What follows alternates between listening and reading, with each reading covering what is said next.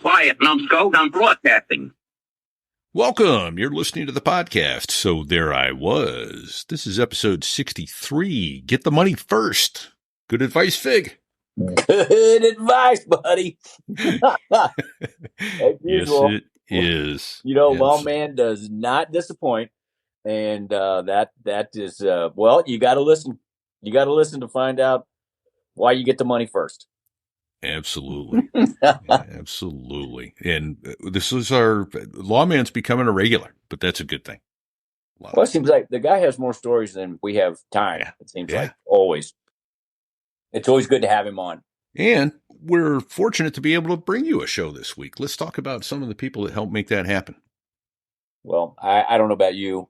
My family's big fan of Factor. Factormeals.com/ so there I was 50. And what is that? Well, it's meals that are ready to go. All you got to do is warm them up. And they have a great selection. And when we're tight on time, I'll tell you what, it's come in handy several times. Amen. I love me some Factor. Also, this week, we're doing another podcast show swap with the Twit Network. Twit, it's short for This Week in Technology. We'll talk more about that during the show. But if you're at all interested in Mac, Apple, iPhone, iPad, Apple Watch, any of that stuff, these are some shows for you to get a little better at using those products. But back to Lawman. Boy, was that some fun stuff. He had some stories about Westpac, working with VMA 214, the Black Sheep Squadron, his deployment with them. Westpac is a Western Pacific. Yeah, they went on a float, right? They were on a MU, Marine Expeditionary Unit, and wow, visited some pretty, well, you know, that's what you sign up to do when you go in the military, right? You want to go to exotic places. They actually went to meet exciting and exotic people, and they met some exotic people. And unfortunately for him, his experience as a lawman got him tapped to keep the peace. We'll say no more than that. Yeah, not a job anybody would ever want. He was tasked with a truly momentous task, which he, well, let's leave it at that. Challenging to say the least. He tells a good story. And then it wasn't all aviation this time. We got some amazingly hilarious stories out of him about his time at the police academy. If you think the police academy movie was funny. Right. Yeah. He's brought it to real life. Call signs Lawman for a reason. You know, he was an Arizona State Trooper before he ever went in the Marine Corps. And boy, he tied in a couple of good stories at the end. He really did. He really did. Let's put it this way, though. They didn't issue him any running shoes at the academy. That's a good story. It was a great story. Let's get out of the way and let Lawman tell the pond. Yeah, let's get out of the way. Don't sit on your ejection seat handle, baby. The world's smallest cockpit. Do it. Here's Lawman. On the tanker, through the weather. Oh, and to the tanker crew who did that. Thanks a lot. We really appreciated that. I'm just kidding. No, I'm not.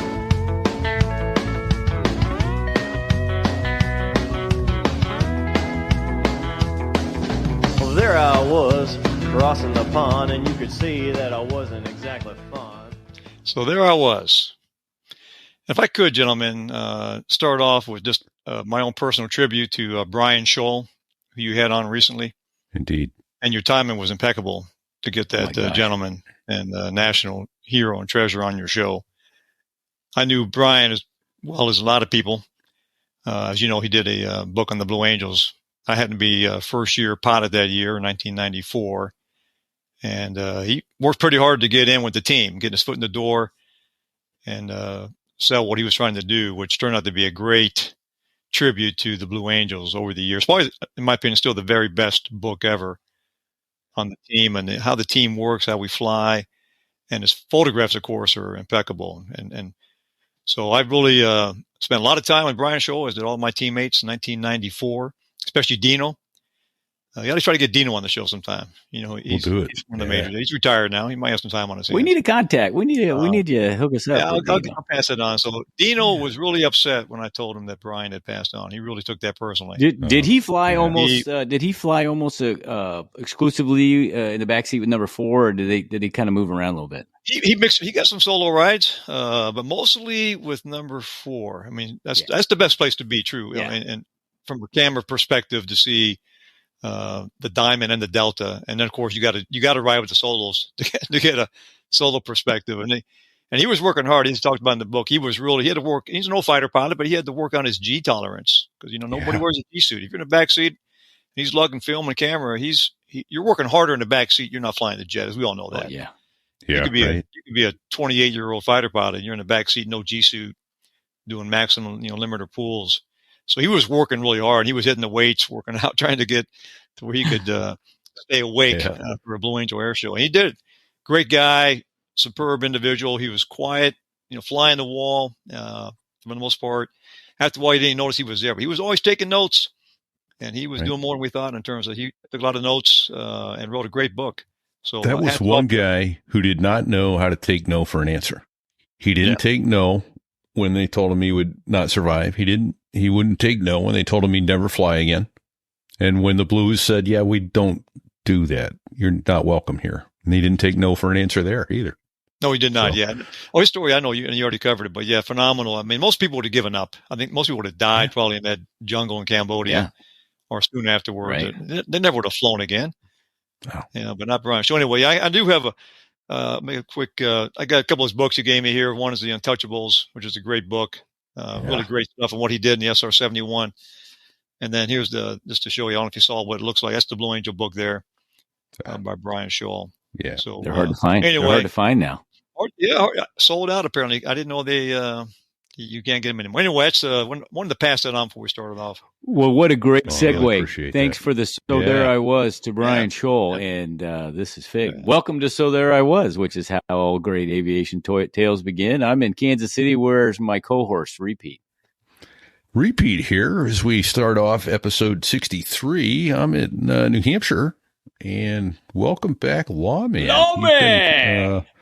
I think you're the is it the Steve Martin who hosted the most SNLs? I don't. Or George Carlin? He's been on with us more than anybody else, and we're thrilled to have you back. No, thanks very much. I wish I was as talented as Steve Martin or George Carlin, but there you go. Me.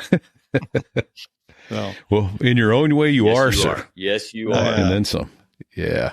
Not many aviators have accomplished what you have in life. So sure, good timing, good luck, and anything else, hard work, determination pays off, and a lot of great mentors and people you fly with that support you and push you along, or grab you and pull you along with them. So I've been very lucky to fly a lot of great folks in the fleet, both Navy and Marine Corps, and troops too, that supported me to make me successful, no doubt about it, and family, all of that. How it is. Need all those things to do well, I think, no matter where you go. True statement. Very true. Thank you. Well, so you sent a pre-teaser to Repeat and I. A lot of cool pictures from the 14th Mew? 13th Mew. 13th Mew. Okay. 1999. 1998-99 cruise out of San Diego, USS Boxer. 13th Mew. And it was colorful. That's back, I think, I'm not sure, hopefully the Navy's still, the Navy's always advertised, join the Navy, see the world, And if you're a Marine, lucky enough. Join the Marine Sea, Eastern North Carolina. Or you can join the Marine Corps, and go to boot camp and go to Cherry Point, have block, as we call have not, North Carolina, or cheerless pit, Cherry Point. But but if you're lucky, and I think every Marine and sailor should do a cruise, at least one cruise if you can, and you're very lucky if you get to do a good cruise. And back then we were still doing the port calls. Navy likes to call them quality of life port visits. Is that what they're called? And it's a way of life in the Navy forever, right? Port visits, and so we cruised out of San Diego for a standard 6-7 month West Pac cruise, starting from San Diego. And so I was the detachment OIC, officer in charge. So as you know, but for your audience, it's a Harrier squadron will assign 6 jets and 9 pilots to a composite squadron. It used to be all helicopters. Now it's the MV-22s or the lead. Then you got Cobras, the Skids, the Hueys, and the heavy lift, the 53 Echoes. But the bulk of the squadron is going to be your MV-22s now. Used to be the Frogs. So the squadron commander is the Frog guy and MV-22 guy. Now you're just attached to the squadron and the MEU with the battalion of Marines and all the other cats and dogs that go with it. And my 8 captains out of VMA 214, the Black Sheep Squadron, had never cruised before. So I got assigned 8 basically rookie captains who had never cruised for workups. And it was quite a lot of work to get these guys ready to go on board the ship. So, and we actually did first ever detachment to do NVG FCOPs before we deployed. Didn't have the authorization to do actual goggle ops and to ship it yet, but we worked up for it. So we sailed. Before we sailed, I got to tell you, I was called in personally by the commanding general of the 3rd Marine Aircraft Wing, who was a Frog guy. God bless him, but he was a hard ass. I won't go his real name, but we called him the Longshanks. You know, King Edward the First, yes, infamy of the conqueror of Wales and Scotland. I think the Scots called him the Hammer of the Scots. He had a reputation for having a horrible temper. He was a warrior. But he had a temper. So we called this guy the Longshanks. And he called me in with the group commander to personally meet with the Harrier dead OIC and gave me his guidance for the cruise. And being a Frog guy, was not at all particular fond of doing any air-to-air combat maneuver. No ACM, no basic fighter maneuvers, no DACT, dissimilar combat training with other air forces. Okay. We had a bunch of stuff already lined up that the MEU had lined up for us. What? Air ops. I'm being told by the commander general, you will do no ACM. You will do close air support. That's all you do. And carrier stuff. Stay current around the boat. Yeah, but one of your missions was defense of the fleet, was it not? I tried emergency defense of the amphibious task force. Remember that EDATF? Yeah. So I tried, and I kept getting kicked by the group commander. Kept telling me, "Hey, just shut up, and color." So that's my marching orders from the wing CG. So we set sail out of San Diego, go to Hawaii first, which 5 days port call, and we were flying with we started out. The very first thing we did operation was dissimilar air combat training with the Hawaii National Guard F-15s, the Hang. Wait, the very first thing you did? First thing besides sailing from San Diego, cruising to Hawaii, the very first thing we did was air combat maneuvering with the Hawaii National Guard F-15s, which has already been prearranged, and we didn't cancel it. Because now I work, the wing owns you before you leave, but when you deploy, you belong to the MEU commander, right? Yes. And the amphibious task force, and they tell you what you're going to do, not the wing CG back in California or Camp Lejeune or whatever, or Cherry Point. So, and of course, one of my young captains, Fangs out, fighting a F-15, and these guys are very good, of course, National Guardsmen. A lot of time in the jet, departs the airplane, snuffs the motor, rubs it, gets it back though, thankfully, recovers back aboard the boat with an engine. We got to pull the engine. And I remember thinking, oh my gosh, if the Longshanks sees this message traffic, he's going to have my ass. But so we sailed on the past Wake and all that, went past Iwo Jima, which was kind of cool. Did great port calls. We did Hong Kong, we did Singapore.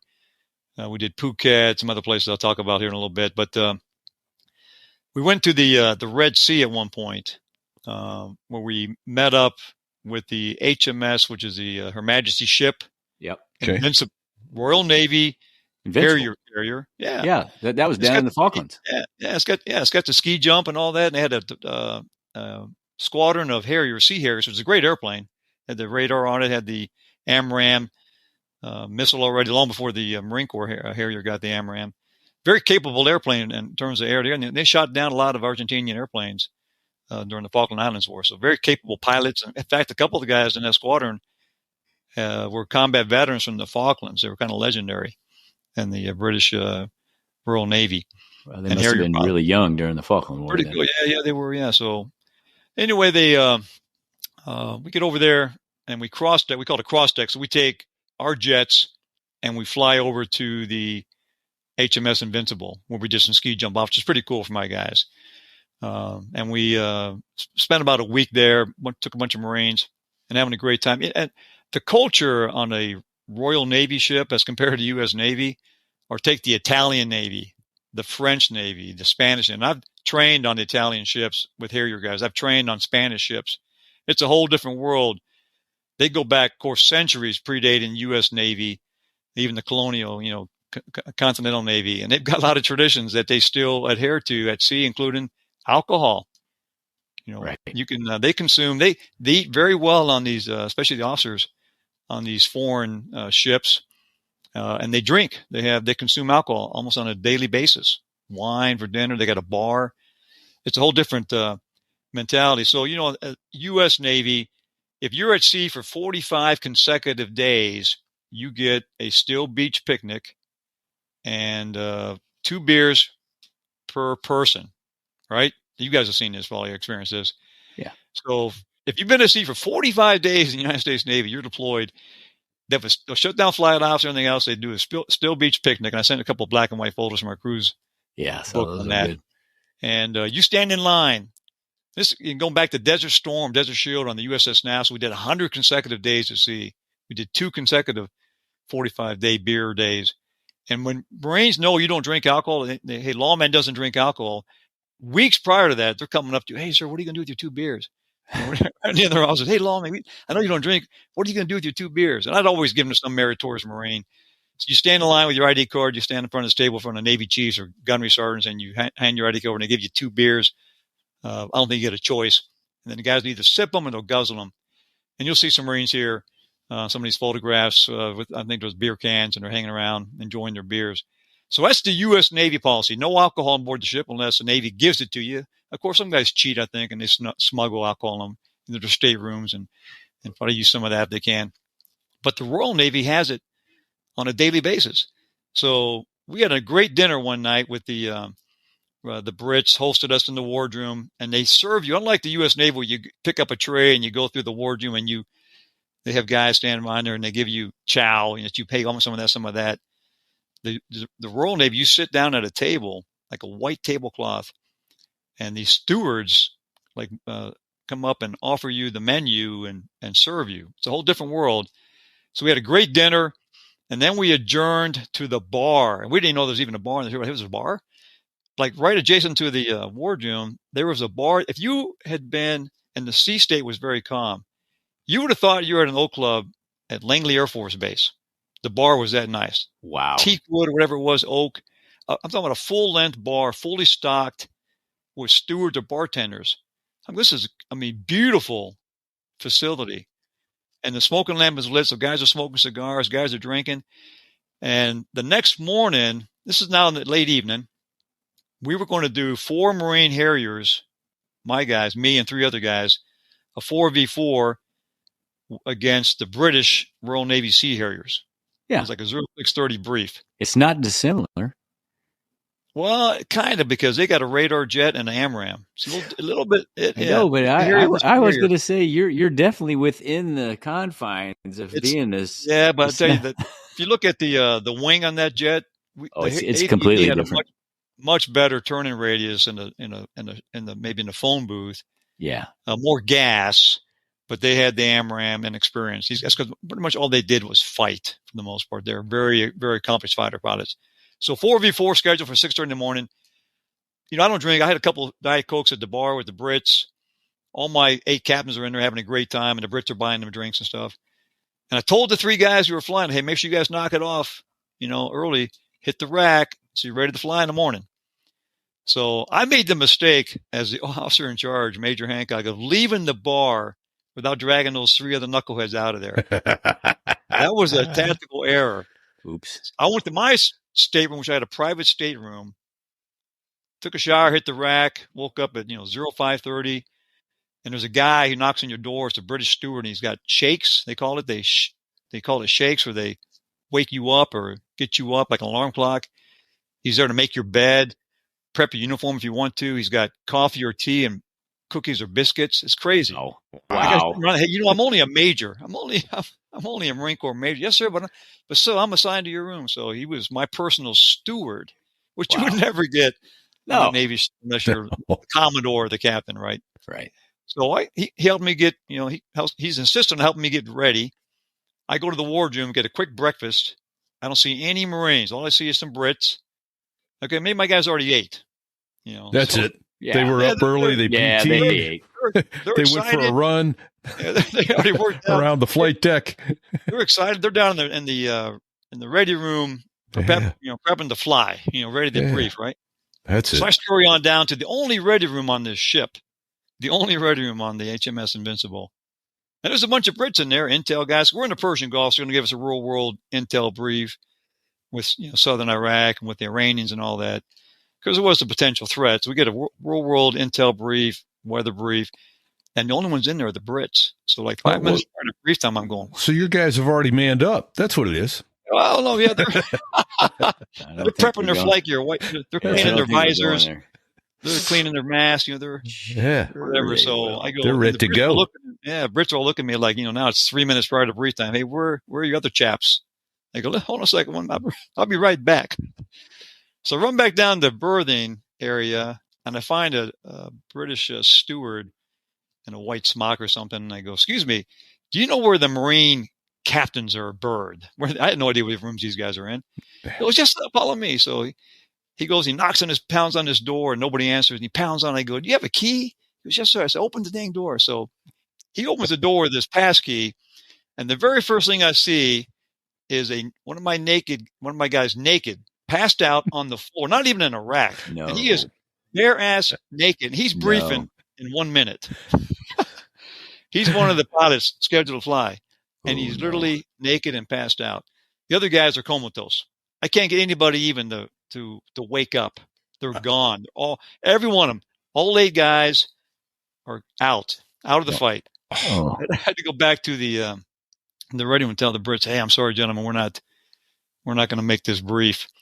And unfortunately, the captain of the ship found out about this. What had happened the night I left, they had a party that continued. And then a couple of my guys got invited down into a party room with some of the British female sailors by a legendary British Sea Harrier pilot who went by Jack London.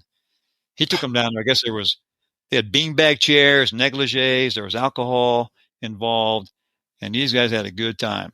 They would never have that good of a time on a U.S. Navy ship. Oh boy! So they didn't make it. They made it back to their stateroom. That's about it. So I got called in with the Sea Harrier commanding officer, and we got our asses chewed by the Royal Navy commander of the ship, captain. I'll give that Sea Harrier squadron commander credit. He took the brunt of it, took full responsibility because we were his guests on board the boat. But that didn't go over too well. Yeah, so that's one story of those guys. Eventually, all 8 of my captains got put into hack during that cruise. Wow. And hack, you know what hack is, but a lot of people. Well, explain for the listeners, but yeah. Well, hack basically, it's an old Navy term, Navy terminology that basically if you're at sea, I want to say mostly at sea, I would think, and you get in trouble, your liberty is suspended, restricted. You're confined to quarters, or you're going to be pulling extra duties while your shipmates are going ashore. You're basically considered a liberty risk, and you've been put in hack. You have no liberty. You have no privileges. You're basically going to be on duty. So all of my guys at some point on their first cruise got put in hack by the ace commander, who had no sense of humor anyway to begin with. So he had very little tolerance for any shenanigans ashore. And all my guys eventually got into shenanigans at some point. You know, how you guys that go ahead. Ace commander. Ace. The ace, yeah. Air combat element. So you got the you got the wing, you got the air guys, and you got the ground guys. The GCEs, the ground combat element, which would be a lieutenant colonel, battalion commander with a MEU. I think we covered that acronym before, but just in case, I wanted to make sure we had it covered. Thank you, Lawman. Yeah, so that's kind of the difference kind of culturally between. And so I learned from that experience now as a major. I've done 2.5 years at sea on amphibious ships. I went back and told my guys, this is why the Navy doesn't give you guys alcohol, because you can't handle it. You guys, abuse it. You proved You know, it. or it's like- You proved the point. This is why the U.S. Navy can't give you guys alcohol. Now, maybe if you had it for centuries, maybe they would, people would have a better tolerance or not to abuse, like kids in the candy store. You can't have any chocolate, then you finally get chocolate and they overindulge in it. I don't know, but I can see why the U.S. Navy really, because Americans, I'm not knocking American sailors and Marines, but I'm telling you, those guys did not do well first time being exposed to volumes of alcohol while deployed at sea. And then when we're getting ready to leave the ship, a week later, it was like a mutiny, including every single enlisted Marine that took aboard that ship to make them, my guys, man up their jets and fly their jets off this beautiful British Royal Navy cruise ship.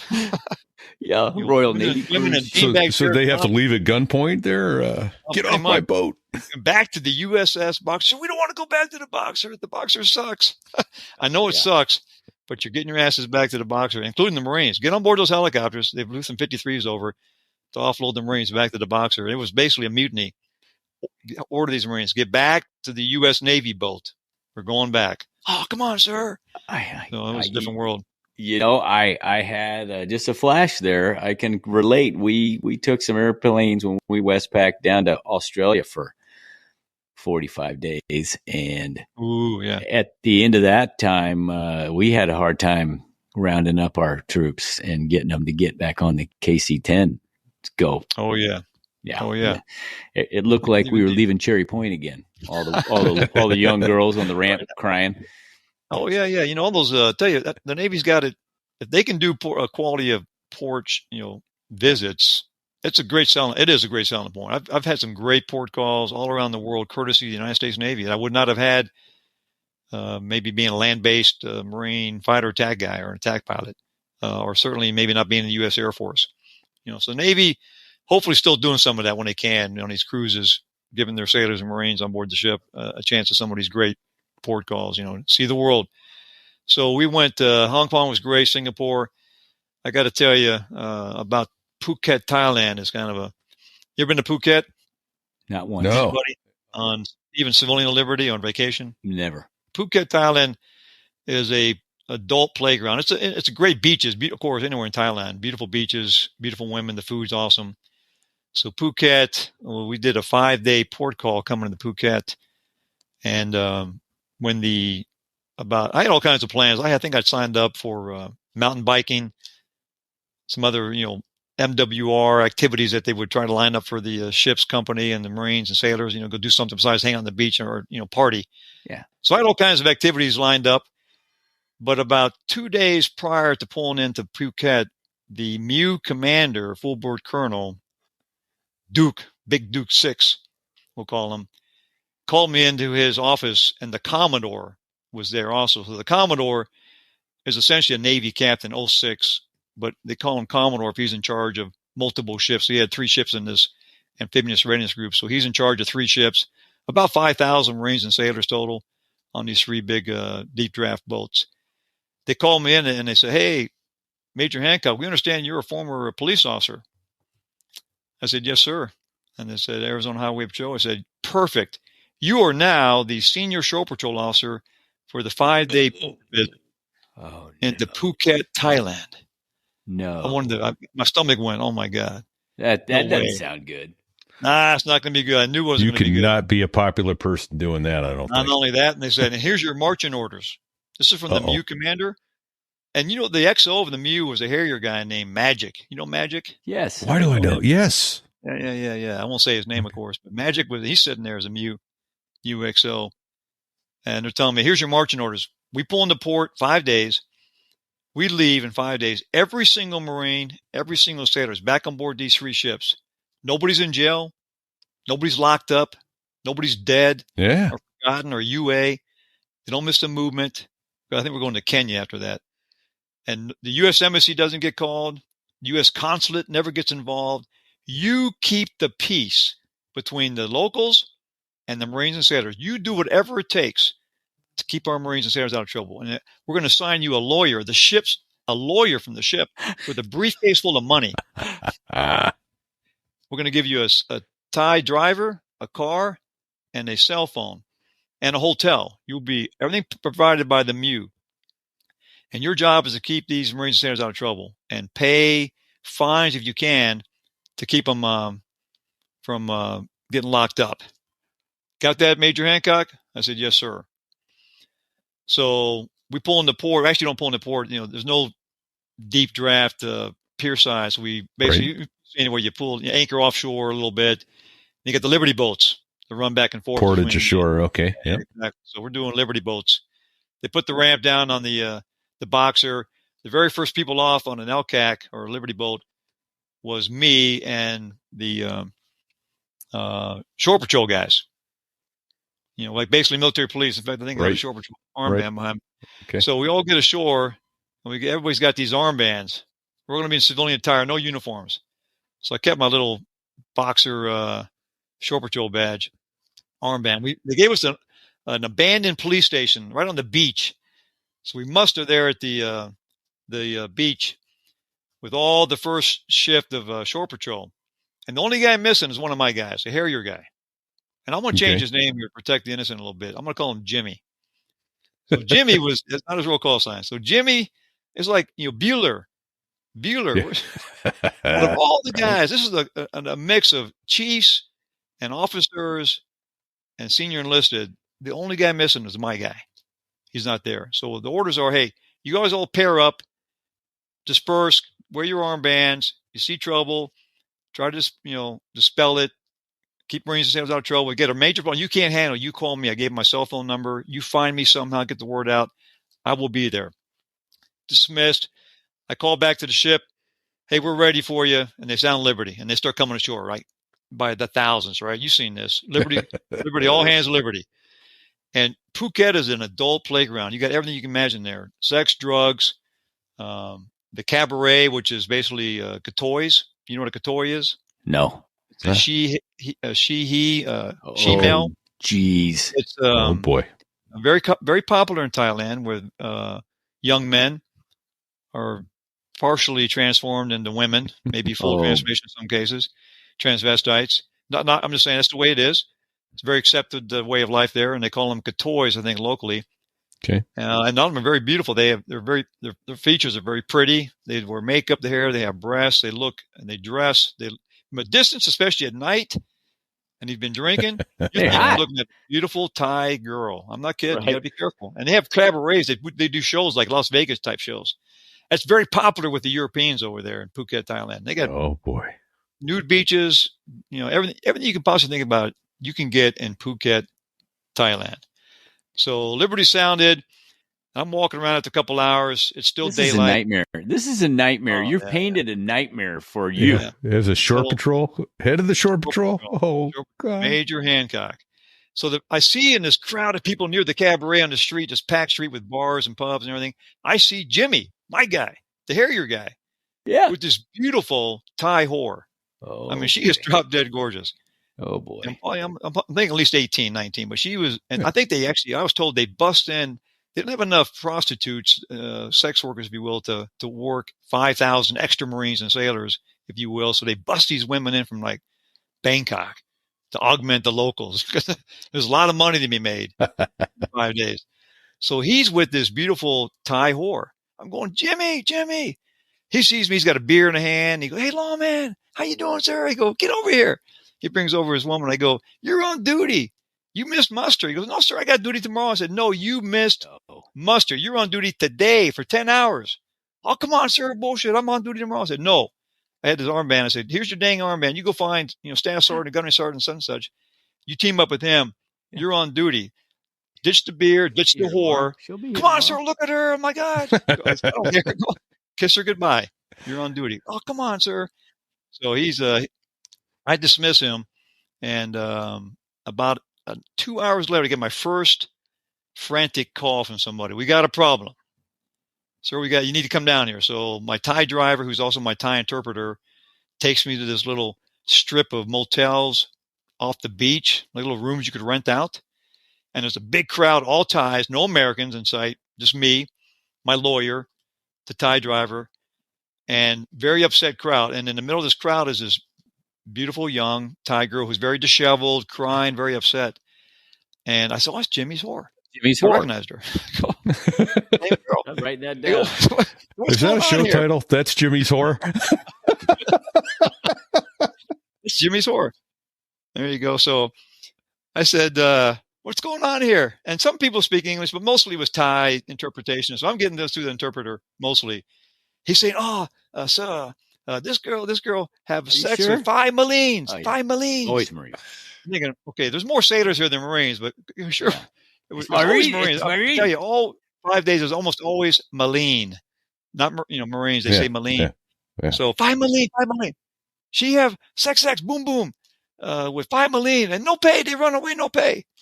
I go, what? Oh, come on, you got to be. That's pretty low. Come on, guys. And I said, let me see the room. Let me see. So the guy who owned the place, with the whole crowd following us, takes us to this room. Oh, We open the door, and oh my God, the musty scent. I go, okay. There was beer bottles and whiskey bottles, and thankfully used condoms. And okay, there was a lot of sex that happened in this room. There's no doubt about that. I go, yeah. okay, I've seen enough. And the girl, she seems believable. She was crying. She was really upset. So we all go back outside. I said, here's what we're going to do. How much was it? How much do they owe you? And I want to say in my mind, it was 500 baht per Marine. Okay. And if you do the math, even like current conversion, Thai baht to American dollars, back then it might have been $12. Maybe today $14. Right, so you're talking $60. I'm talking, yeah. $60 American total. Yeah. And these guys ran off, did her, and then ran away. Pretty low, right? I was pretty upset about that. I felt sorry for the girl. Yeah. This is bullshit. So I said, here's what we're going to do. And this is my interpreter. And everybody's looking at me. I got 40, 50 Thai people looking at me who are supporting this girl. You're the sheriff. I said, I am going to pay for the Marines. So I get hey, lawyer, give me the bot. I'm going to pay you cash. And I said, now you're a beautiful young lady. You're very pretty. Fix yourself up, do your hair, do your makeup. You've only done 5 Marines. We've been here for 4 or 5 hours. We're going to be here for 5 days. Yeah, slow down. There are 4,995 other guys you have not done yet. Slow down. You're going to make a lot of money. She's getting excited. She's starting to, stop crying. The crowd's getting pumped up. People are smiling. Everybody's smiling.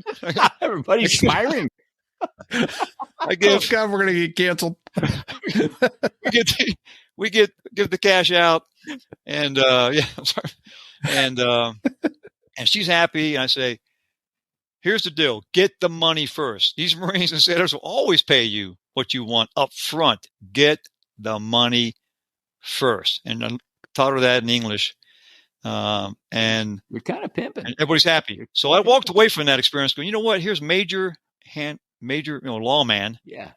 U.S. Marine Corps active duty officer, department, officer in charge of a heritage detachment, forward deployed, and I am pimping Thai whores. Yeah. I'm like Huggy Bear. My new call sign should have been Huggy Bear. Should call me Huggy Bear.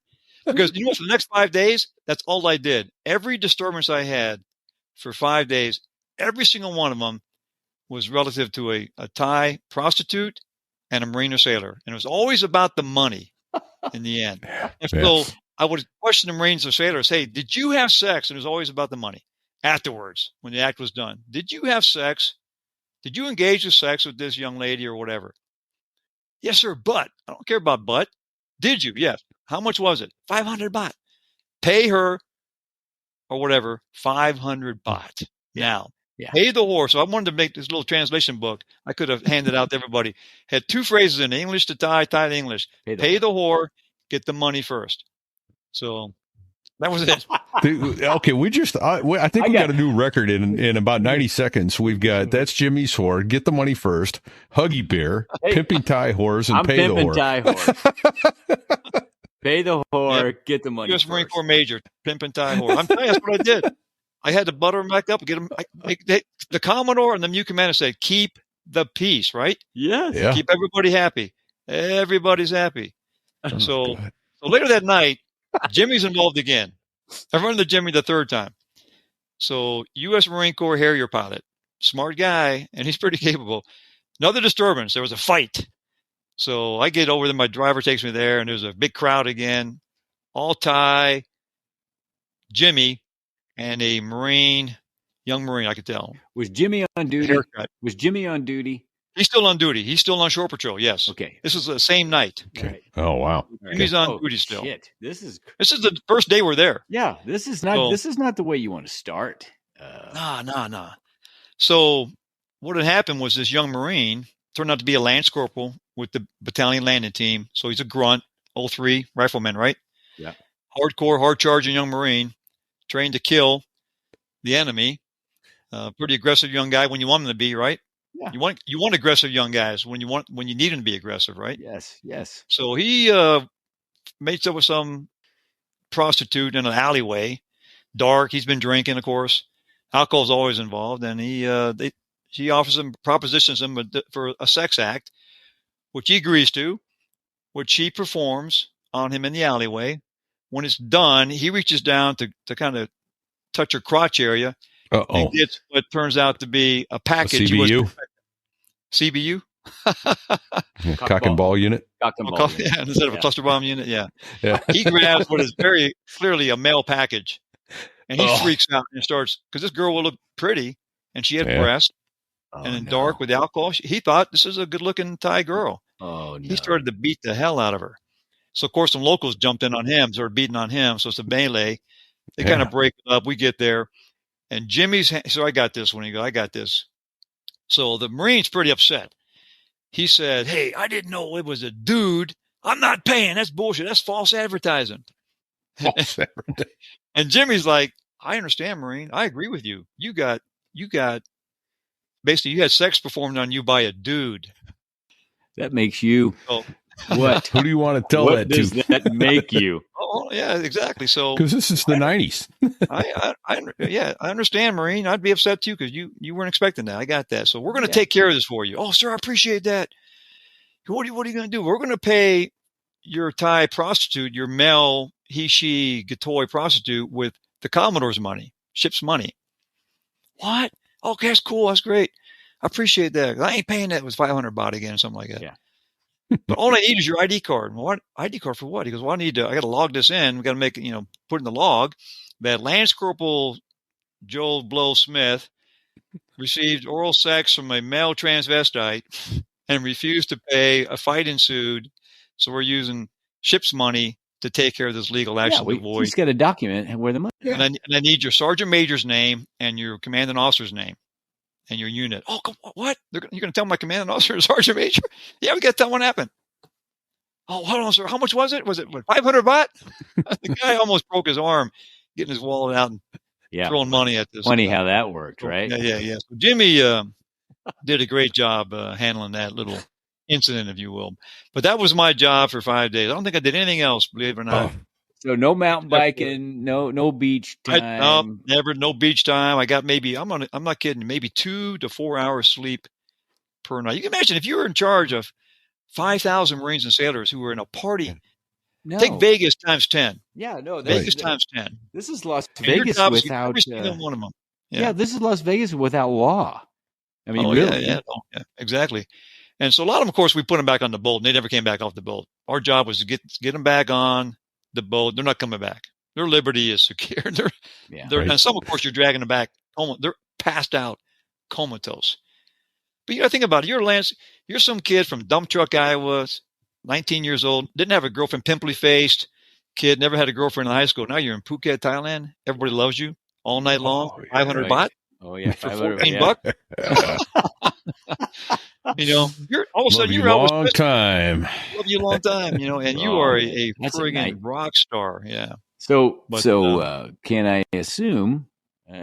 Because I know how this ends. I mean, I know your career progression. So obviously, you were successful in your mission.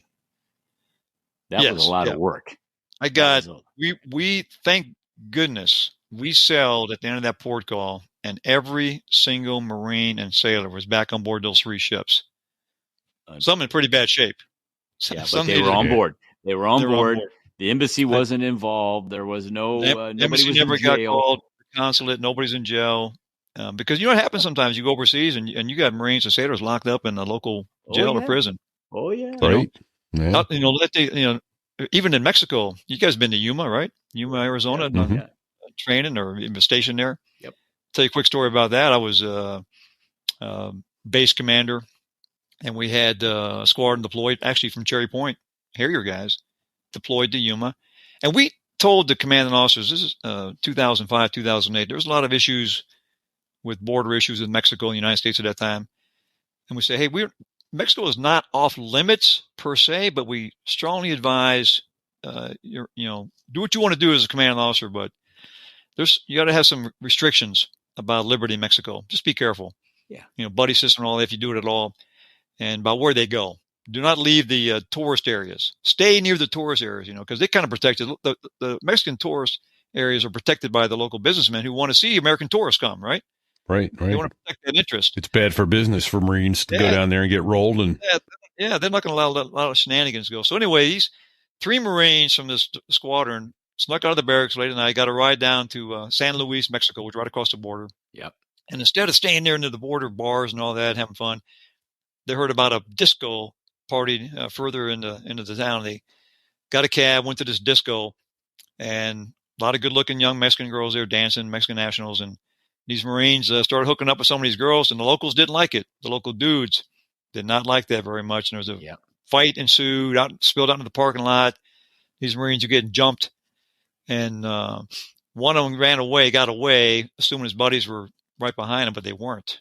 He got back to the border somehow, hitchhiked in a pickup truck back to Yuma Marine Corps Station, and went to the barracks and went to his rack and fell asleep, hoping and praying his buddies were going to show up. Well, they didn't. They got arrested. Oh no! And they got detained. Yeah, big time. And so the next day, there's muster. Nobody knows about this yet. Sergeant Major's trying to get muster, and he can't find these 2 Marines. Where are they at? Hey, where's Smith and Jones? And this guy finally fesses up. Hey, sir, Sergeant Major, I know where they are. Where are they? Well, they're dead. We went to Mexico last night, San Luis, and we got in a fight in a bar somewhere down there, and they apparently didn't make it out of there. They're not back here by now. They're probably still in Mexico. So we get through the consulate, U.S. consulate embassy. We determined, yes, there are 2 U.S. Marines detained by the federales, in a federal prison in San Luis, Mexico, for assault with a deadly weapon. Oh. They claimed that they had had a knife and cut somebody in the parking lot. Oh boy! So I get a Spanish-speaking CID officer, and we go through some translations and find out what they want is it was only $300 a piece, cash, American. Okay. $300 cash, you could probably get your Marines back. These 2 Americans. So probably I get this pick in civilian attire because you can't go to Mexico. Oh yeah. Even to this day, I'll come back to that. The culture there is different than other countries that we have relations with militarily. So I get in a pickup truck with this Spanish-speaking CID officer in civilian attire. We $600 cash. We drive into San Luis. We meet up with these federales doing these beautiful Ford F-150 pickup trucks, nice guns, and these guys are really well equipped, really well. I mean, nice clothes, cowboy boots, no uniforms. It's all civilian attire also. Right. They drive us to this prison where we wait for a while, and then they bring these 2 Marines. This is in the summertime, and like August, July. Yeah. Near the Arizona border. 130 degrees. Oh yeah, these 2 guys had the shit beat out of them. These guys looked pretty bad. They were really in bad shape, and they started telling me, hey, what was going on? They've been detained in this open air prison yard with hundreds of other inmates, if you will. 1 or 2 toilets, no toilet paper. If you used the crapper, you could wash your hands in the toilet. Oh, that's nice. Sanitary devices. They would pass around a milk carton of water that you share with everybody else. So they did provide you water, a little bit of food, and they were not very welcome there. So they were anxious to get out of there. So the deal was worked out. They would sign a confession in Spanish that they confessed to their crimes. We would pay the $300, and they would come back to the United States with me. Well, one guy insisted on having the entire confession read to him, translated in English. And it basically said, assault with a deadly weapon, attempt to commit murder or some crap like that. And this young Marine, Lance Corporal from, somewhere in Indiana says, I didn't do that. I am not signing this confession. That's bullshit. I didn't do any of that stuff. I was a victim. I had my ass beat trying to get out of there. I said, okay, here's the deal then. You don't sign the confession. I'll leave you here. Good luck with the Mexican justice system and federal prison system. Yeah. I said, who cares? Sign the damn confession. So you're a convicted felon in Mexico. Don't go back to Mexico. Yeah. United States. Yeah. So he signed it, and we paid the $600 and brought them back to the States. But yeah, some places you go, you can end up in serious trouble outside of this country as an American service member. Good luck. We don't always have those. Remember those SOFA agreements, status of forces agreements, like Japan and other countries. We don't have that everywhere. I went to Borders Commander Conference when I was in Yuma with the Fifth Army through NORTHCOM. They do that once a year, and it's a 3-star general heads it up from the U.S. Army. They've been since Blackjack Pershing expeditionary punitive expedition into Mexico. Right. Pancho Villa invaded Arizona, New Mexico, and there were some border fatalities. Remember that? Right. Old history. Turn of the century. Yeah. So Blackjack Pershing was sent down there by the president to try to round up Pancho Villa and his bandits and all that. And there were some more killing and shootings and all that. Right. They've been in charge. That Fifth Army out of Fort Sam Houston, I think, in San Antonio, has been in charge of those relations with Mexico ever since. So every year they hold a border conference in the United States. They bring up all these Mexican generals, Air Force and Army to the States, and then next year they have it in Mexico. We do it in Monterrey. I was invited. I'm the very first ever Marine base commander to get invited to the conference. And I went down there. We civilian attire only in the hotel until we're in the hotel, and then we could put a uniform on for this first luncheon with these guys. So here's Colonel Hancock, USMC, at a table with Mexican generals and who were both Mexican Army and Mexican Air Force. And the Army ran the show. Trust me, the Mexican Air Force was subservient beyond a doubt to the Mexican Army. Wow. And the senior guy at my table was this 2 or 3-star general with, of course, chest full of ribbons and medals, although I'm not sure of any wars that Mexico's been in quite a while. And he spoke fluent English. He was at the Alamo. Yeah, he was very good. His English was impeccable. He'd done a tour, I think, at the U.S. the Pentagon, the Mexican embassy in Washington, D.C. And I was supposed to approach him with the idea of doing bilateral training, the United States military coming to Mexico and doing some training, or vice versa, them coming to the border and training with us because we share a common border. I was told by NORTHCOM commanding, the 4-star, approach this idea with your Mexican counterparts about let's break the ice, let's start doing some bilateral training. So I brought that topic up during lunch with these Mexican generals. And this guy says to me, he says, that will never, ever happen. I said, well, why is that? He said, the Mexican-American War, 1840s? Remember that? Yep. He goes, you Americans, that is old history. You don't even think about that stuff anymore. He goes, for us Mexicans, this is in 2006, maybe. Okay. He said, that happened yesterday. He said, American soldiers and Marines killing and fighting Mexican soldiers and civilians in Mexico on sovereign Mexican land. And you know what he said to me next? He goes, from the halls of Montezuma to the shores of Tripoli. He knew the Marine Corps fighting song. He goes, even your fighting song. Where do you think Montezuma is? He goes, Montezuma, Mexico. He goes, your fighting song pays tribute to American Marines killing Mexican soldiers in Mexico. You'll never be here in uniform doing that. Yeah, so that was, I learned. He had a great point. I understood that. Yeah. The sovereignty, the pride. That sounded pretty definitive.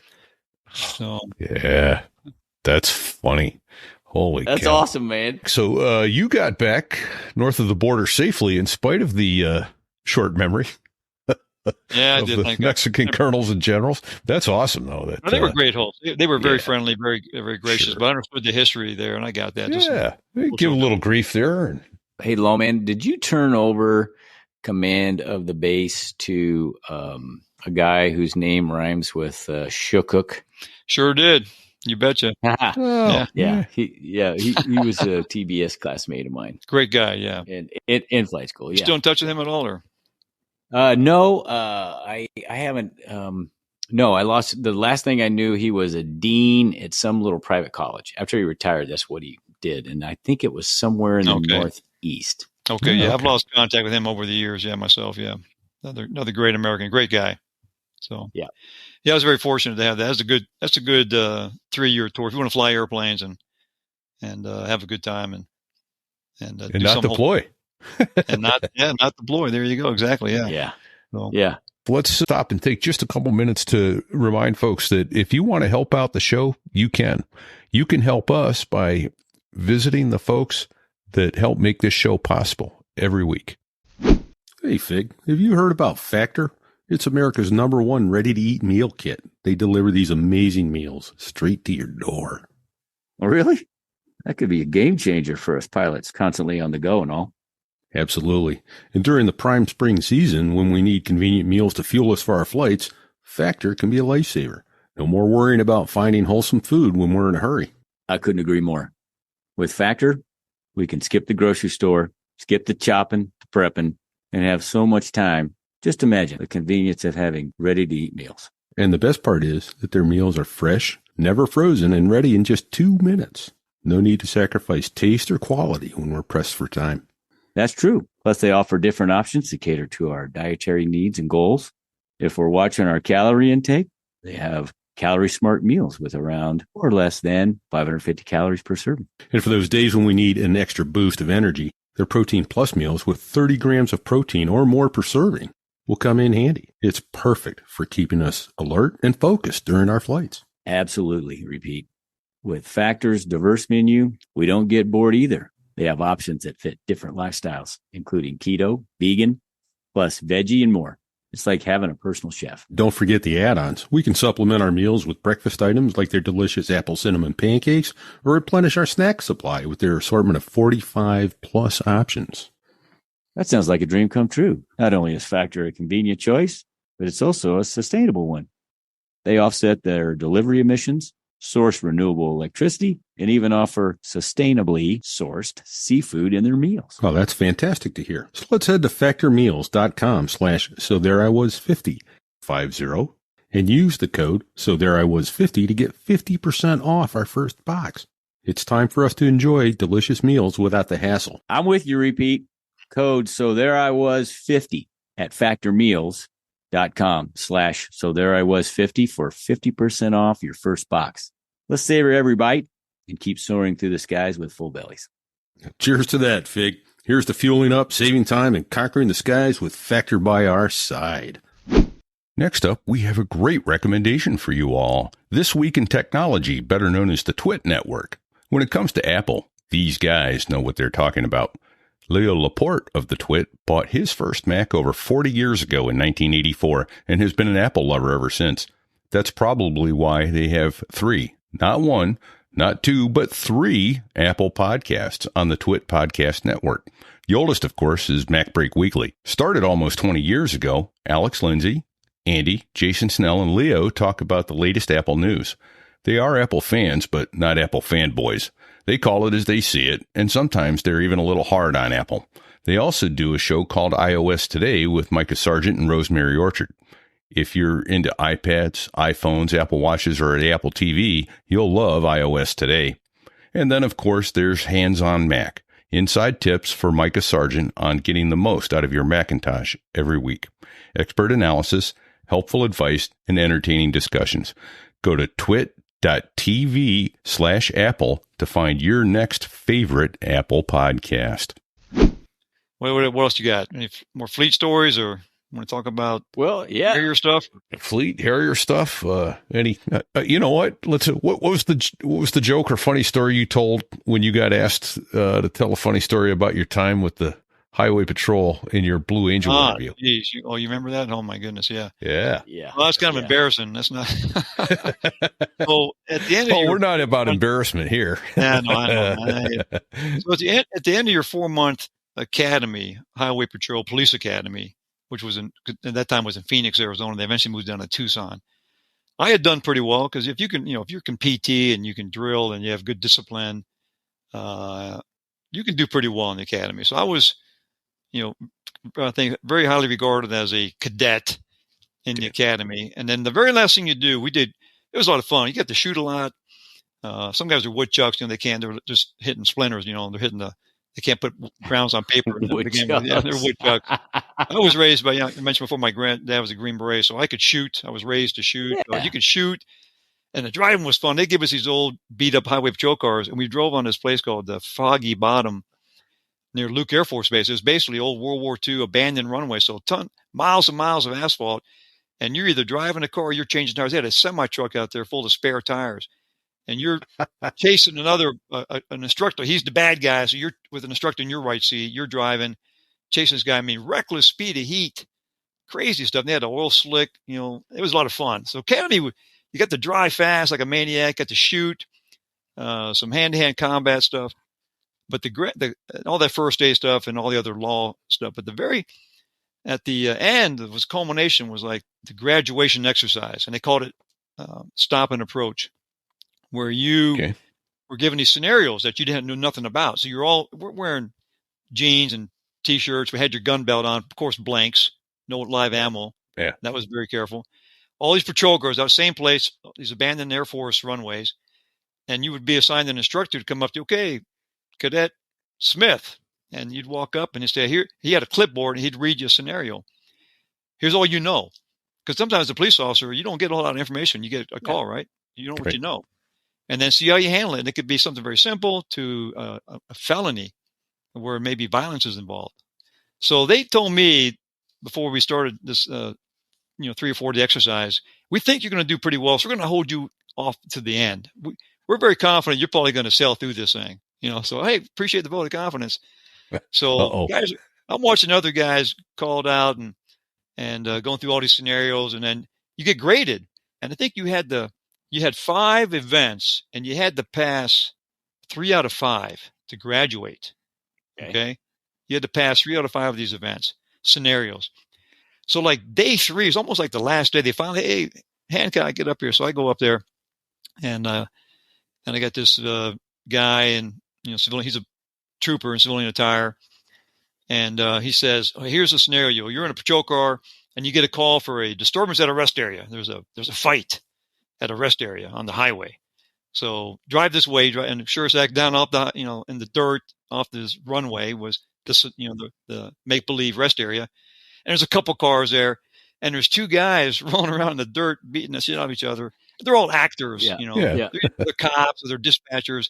And there's a woman there. She's yelling. She's hysterical. She's screaming and crying. Oh my God, he's beating the hell out of him. Get him off him. Get him off him. So I run up and yell, hey, knock it off, guys. Knock it off. They ignore me completely. So I try to get in there and actually pull the one guy off the other guy, right? These guys are clearly fighting each other. Okay. So when I pull the one guy off and try to subdue him, and I got him in a pretty good chokehold, I'm controlling him. The other guy gets off the ground and jumps me. Now I'm fighting 2 of these guys. These are big guys. I weigh 140 pounds, right? So what the heck? Turns out they're brothers. They're drunk and stupid. They fight every Friday night.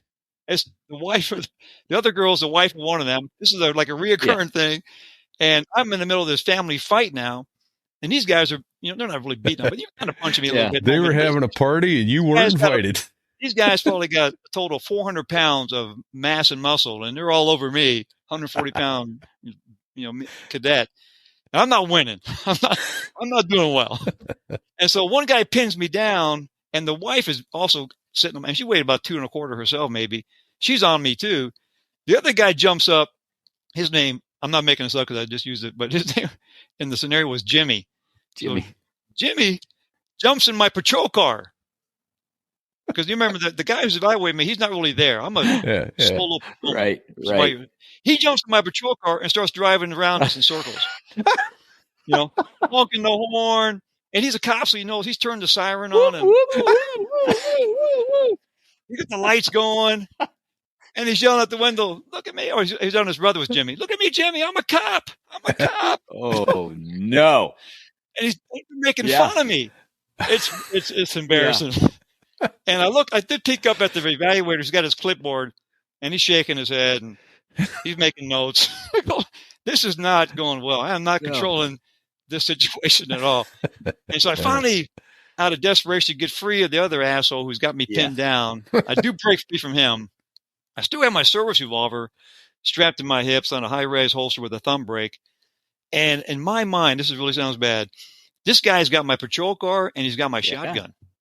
Yeah. Right. He's a felon. He is still in weapons. my patrol car. So as he drives past me, woo, woo, woo, still yelling at the window, look at me, Jimmy, I'm a cop, I'm a cop. I pulled my service revolver and tried to get him to stop. Stop the car. He wouldn't stop, so I shot him twice in the head as he drove by me. Nice. Yeah, hey. He stops. I looked over at the evaluator, and he's shaking his head. I go, oops. I go, I guess I failed that one. So I got a debrief. Yeah, that didn't go so well. And they learned a lesson. And it's true. As a cop, you just can't jump into a fight. Yeah. You don't know what's going on. You never know who's who. And anyway, so it's like an airline pilot. You don't go back and jump to a fight either. Yeah, he said your first mistake, he goes, is jumping in that fight yourself. I know you're trying to do the right thing. You want to do the right thing. Yeah. And separate these two assholes. But that's funny. Anyway, so he goes, well, that's a down. They go, damn, that's 0 for 1. So the next one I get was a different evaluator. Go here, okay, you stop these two girls in a car and you detect the voter alcohol. I saw it. So I pulled his car over, and it turns out to be two very large women. And they're giggly and funny and very cooperative. And I'm talking to the driver who's, got an odor of alcohol about her, and I'm trying to give her a field sobriety test, and she's giggling. And then she turns nasty, wants to not comply. So I ended up having to fight her. And then, of course, her other girl jumps in on me. Now, thankfully, I'm able to take this girl down quickly, get the other one off me, cuff them both. So I did. I was able to successful. Thank God I wasn't back on the ground, get my ass beat by two girls. One of my patrol car and drives circles around me.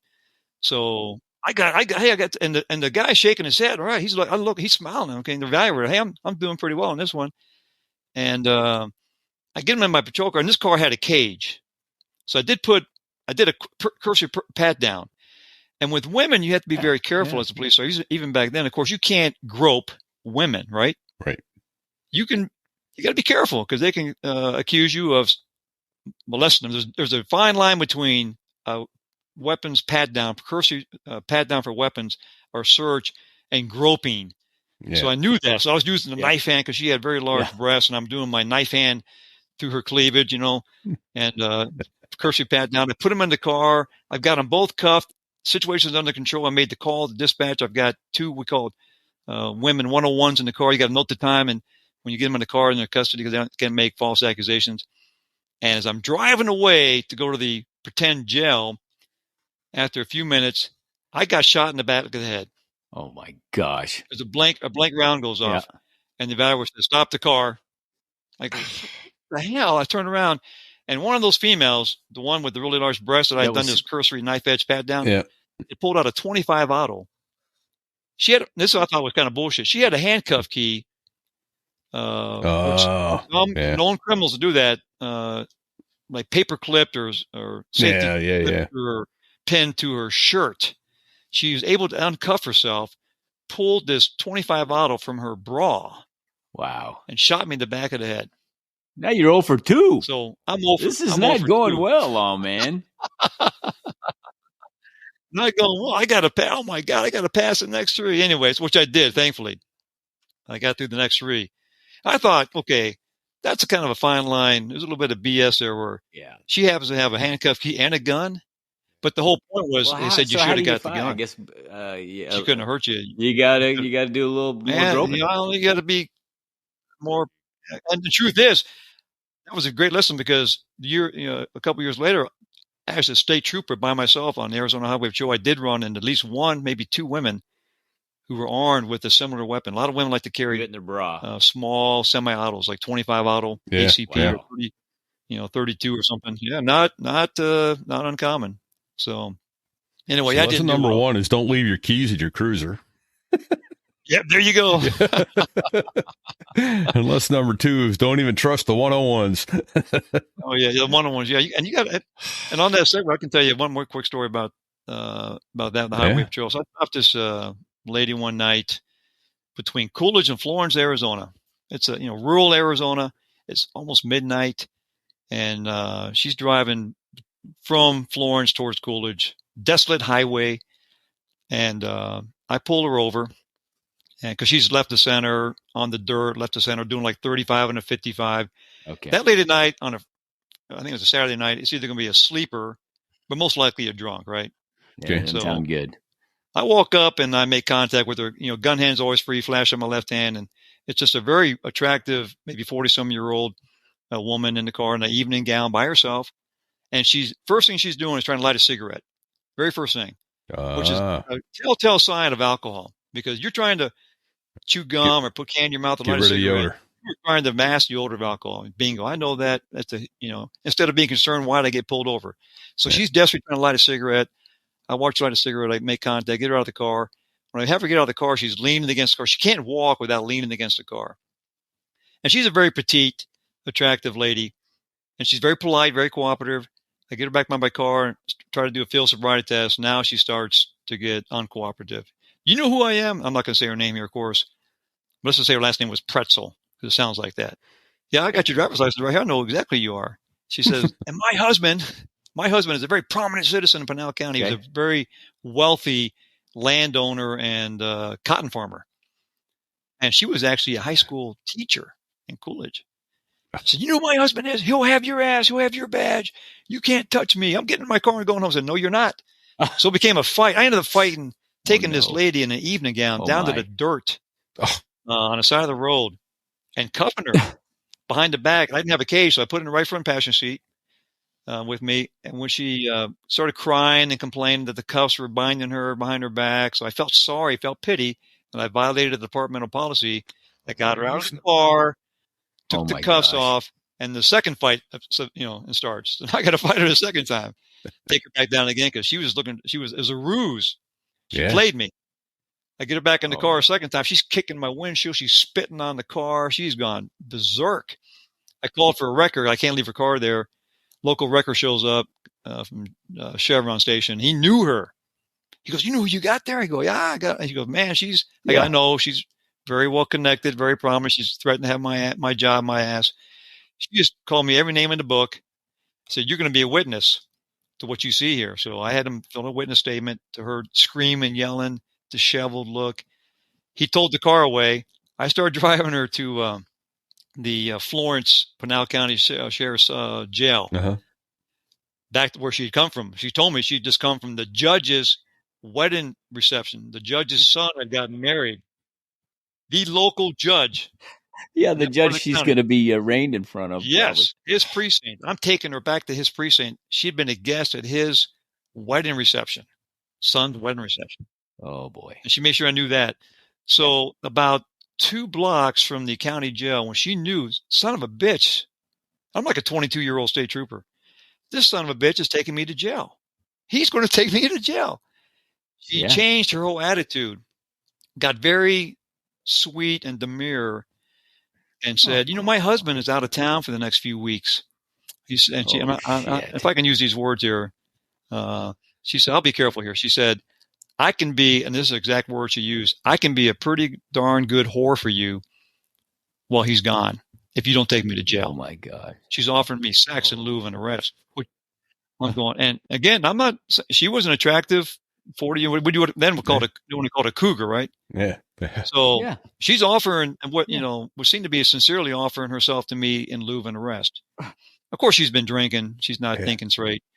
And I remember the best advice I ever got in the Highway Patrol Academy from some old grizzled state trooper, broken nose kind of guy, 30-year veteran. And he said, I can avoid using the F word if you want, but you're fine. We're adult. We're explicit. Okay, so he says, and this classroom is mostly male cadet police officers, right? Yeah, about 70 of it, mostly men. And he knows how men are. He goes, can fall prey to certain attractions or temptation. He said, gentlemen, you're going to make a lot of contact with some women, very few. Usually, alcohol is involved. And they're desperate not to go to jail. This could be a college girl, could be a housewife, could be anybody. And they're going to offer you sex in lieu of that arrest. Because you're out there in Arizona Highway Patrol by yourself. No one's there. Maybe you haven't even called it in yet. Nobody knows you're with this girl. And she said, and they will. 9 out of 10 of them will fuck you. You can go offside the road and do your little dirty deed that you've arranged, make a little deal, and they will fuck you, but they will fuck you twice. Yes. I'm like, what?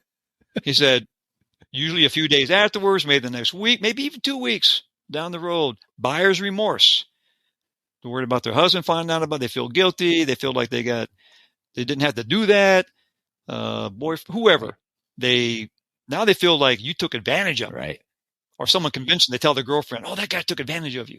And they call the Arizona Highway Patrol headquarters and report you for sexual abuse, rape, whatever.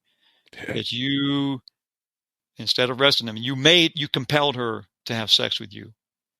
He goes, he says, remember, if they offer it, they'll fuck you twice. So this is all playing back in your memory. I'm thinking this lady is sincere, even though she's drunk. Well, she's sincere, and all right. desperate. But I'm remembering, man, that old trooper said she'll fuck you all right, but she's gonna fuck me twice. So I took her to the jail, and she was mad. I tell you, you spurned a woman's offer. Yeah, boy, gets even up. Took her in, and I gave her a phone call, and guess who she called? The judge. The judge or her husband? The judge. Bingo. Yeah. Oh, it's the judge's house. And he's there in minutes, furious that I have arrested one of his guests, not only a guest, but a prominent guest in a gown. But she was the mess, disheveled, she'd scratched me. I had blood on me where she'd scratched me and stuff. And so I said, okay, judge, I will release her to you after I do the paperwork. She refused to blow, of course, refused the intoxilizer. Which I did the paperwork because it's implied consent. So I said, okay. And back then it was 6 months. Okay. Even if she beats me in court with a great lawyer, and she probably will, with a good lawyer and a judge, especially this judge, at least I got her license for 6 months. So I took my time. I took 2 hours to book, and the judge was mad. I dotted every I, crossed every T, rules. And I eventually released her to him.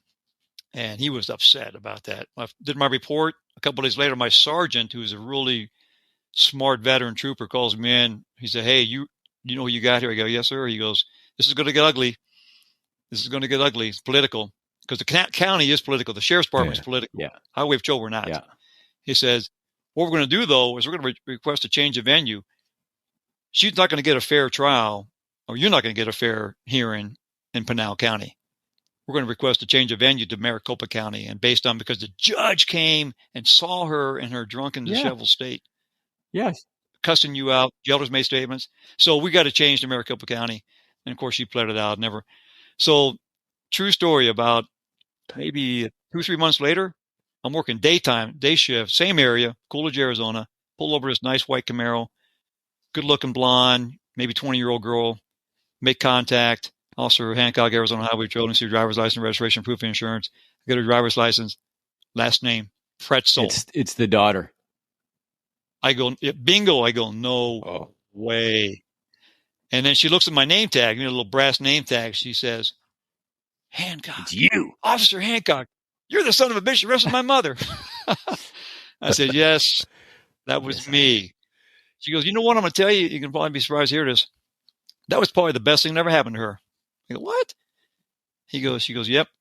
My dad came back from his trip, and he took her for the first time ever, forced her into rehab. And she was in California for some time, sober, came back sober. First time sober in decades. How about that? Anyway. See, there's a happy ending to that story. Yeah, the daughter actually, in the end, I wrote her a ticket. You got to hang paper. You stop good-looking girls, you better write them a ticket, because they're going to say, hey, the only reason you stopped them was to flirt with them or something like that. You better hang paper. Anyway. Yeah. So that's a couple of things on Highway Patrol there. Hey, what's the fastest you ever had to chase in the highway? My car will only do maybe 127 miles an hour, to be honest with you. We had a couple 126. And 127 top end. I didn't have top lights on it, which it reduced the drag some. We had a couple guys that had the Ford Mustangs, do about 150 maybe. And we had a couple of old 1970, late 70s Ford Interceptors with the big, big engine in them. Those things would do about 140 something.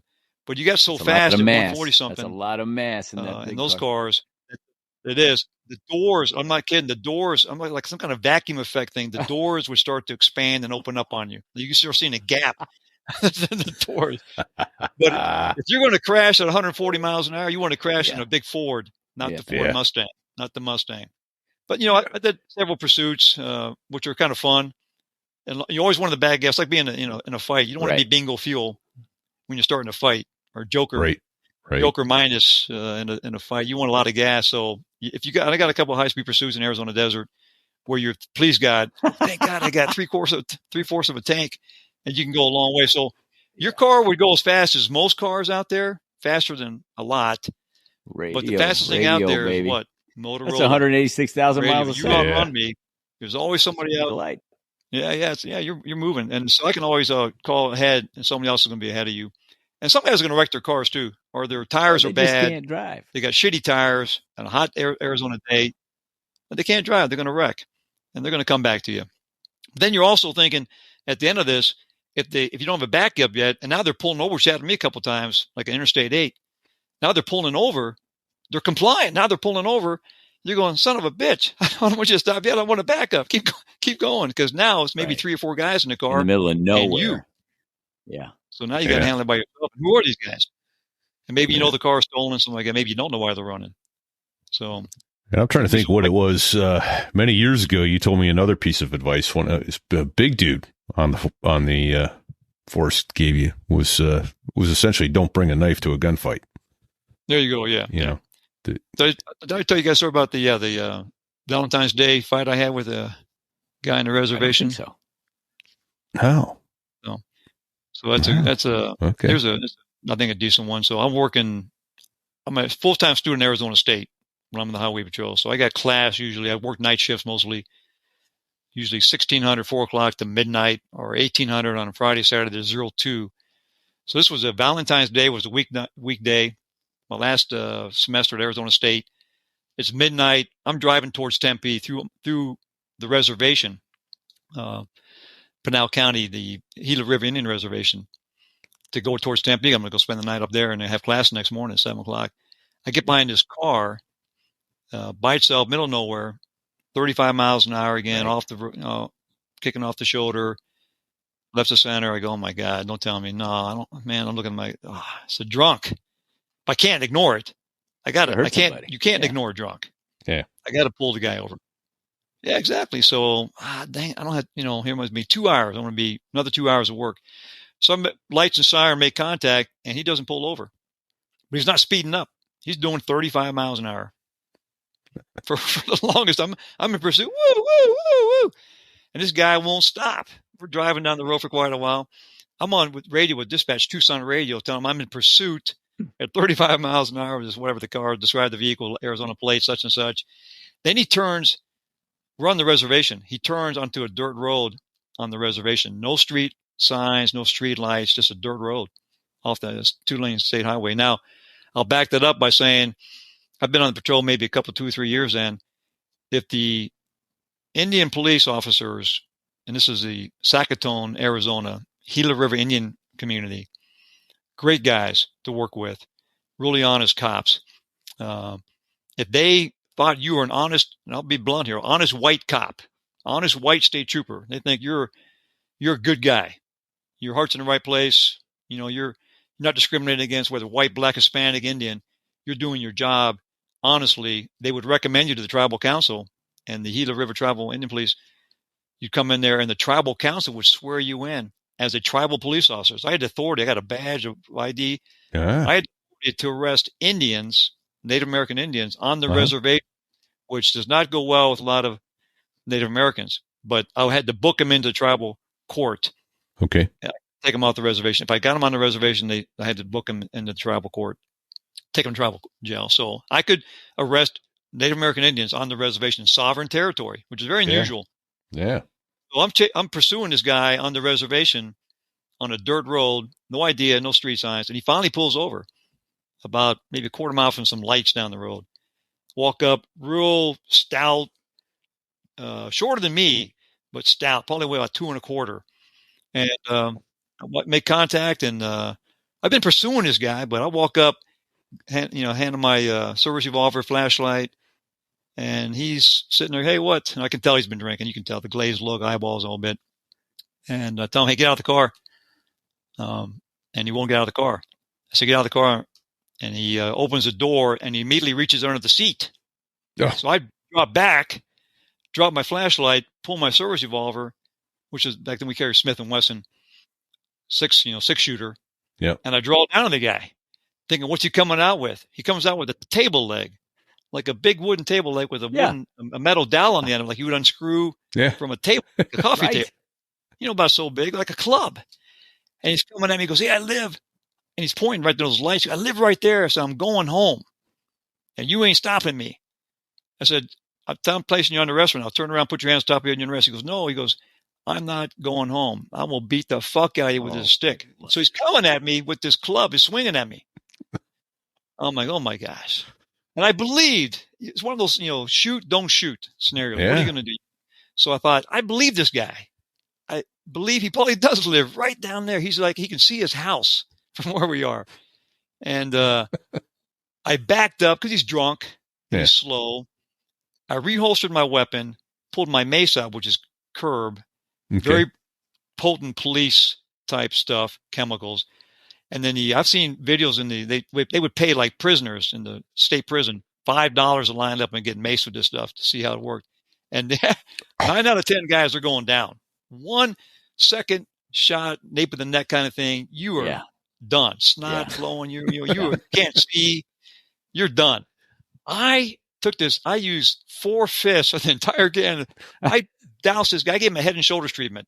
He was soaking wet with this stuff, and he would not go down. Like, you got to be kidding me. Right? The first thing I do is make sure you're pointing at him, not yourself. Yeah. So, oops. So I give this guy the head and shoulders treatment. He's blind. He can't see me, but he won't go down. I pull my PR-24 size stick, nightstick out, and I hit him as hard as I could on his right wrist, made him drop the club. And I found the next day I fractured his right wrist. Oh. Pretty good fracture. So I broke his wrist. He drops the club. Now he's wandering off into the desert on a dirt road. I can't get him to go down. And I'm not going to wrestle this guy. No. Don't go to the ground with these guys. There's no referees out there. You don't get 2 points for reversals and all that shit. There's no points. They're drunk. It sounds like, a 120-pound drunk woman. Indian is hard to wrestle. Imagine a 225-pound. So I run back to my car. Dispatch line. We didn't have hand radios, but you had to go back to your car to talk on the radio. It's 1980. So go back to my car, tell dispatch I'm in a fight. I need to back up, give my general location, and end up chasing this guy back in the desert. And I'm basically beating him back towards the road, trying to keep him towards the cars.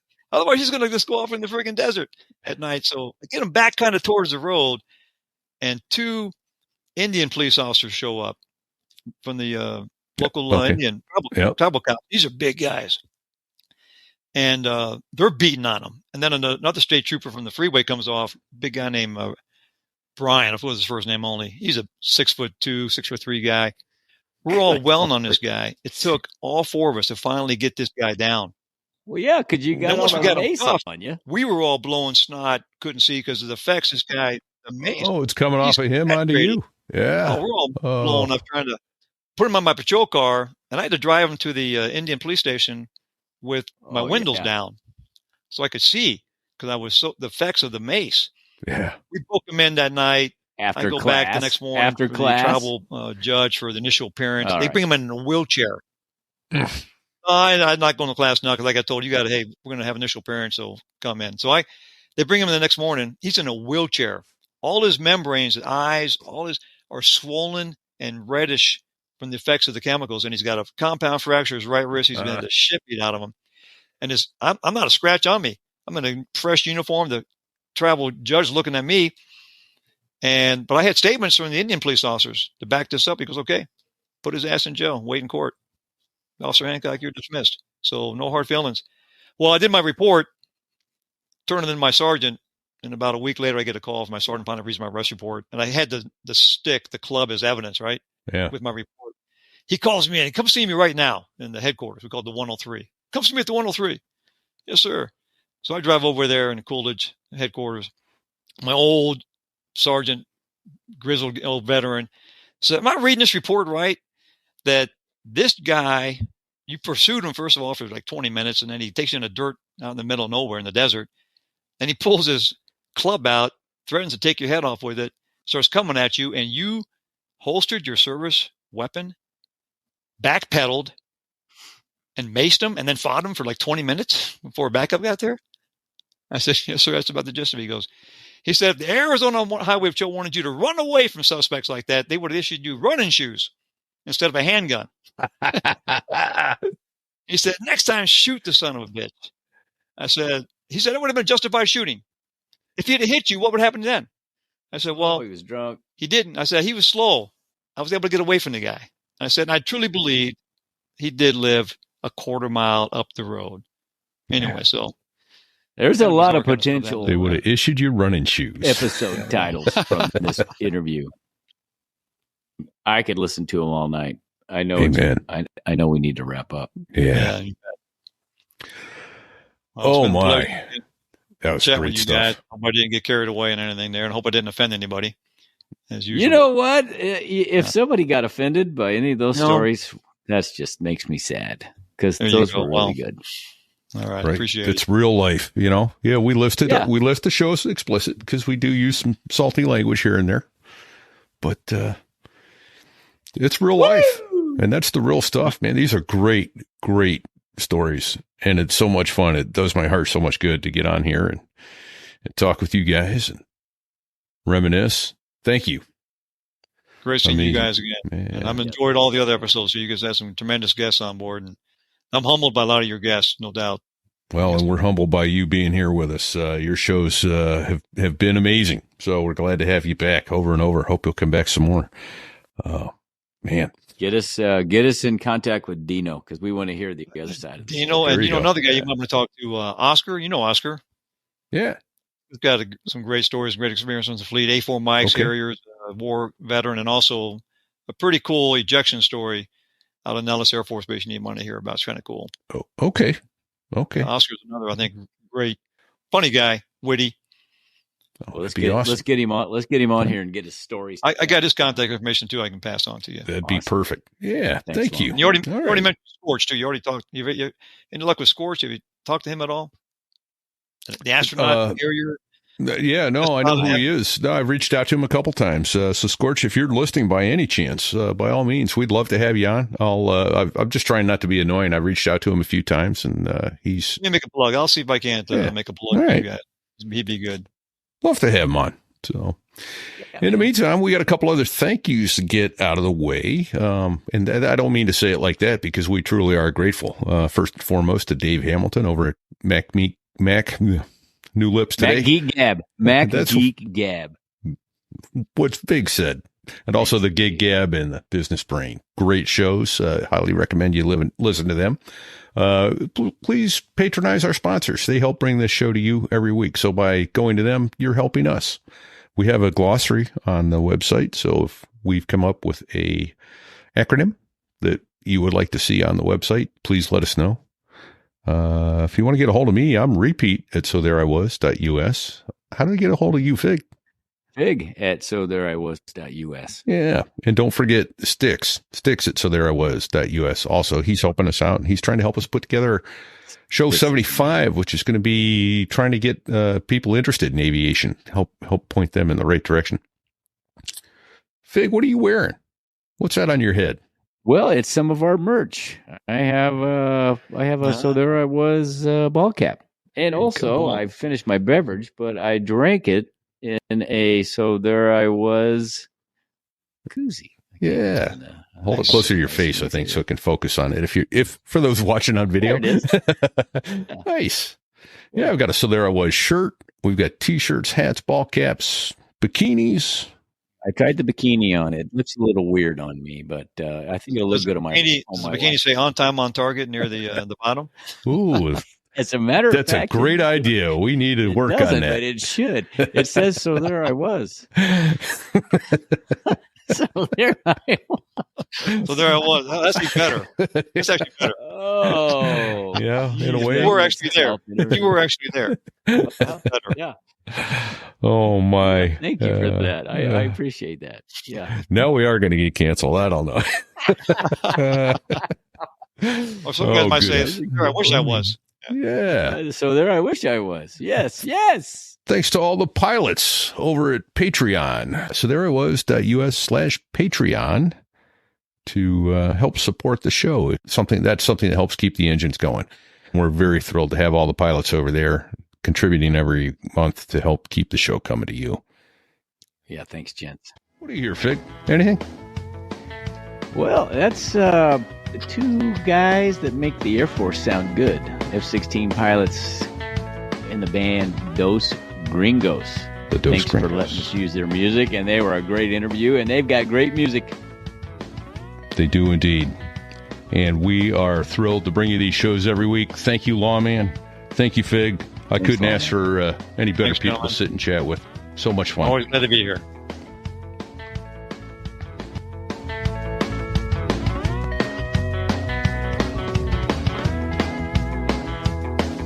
Well, there I was, crossing the pond, and you could see that I wasn't exactly fond of all the shit I was wearing on that day. Now an F-16 is cramped enough, but it's even worse with all that stuff supposed to save your life. But we knew there was no way. Oh, wait. 'Cause when you're going down the North Atlantic, man, it's over. What'd he say? He said it's over. Okay, that's a lawsuit. Thanks, Lawman. Thank you, gentlemen.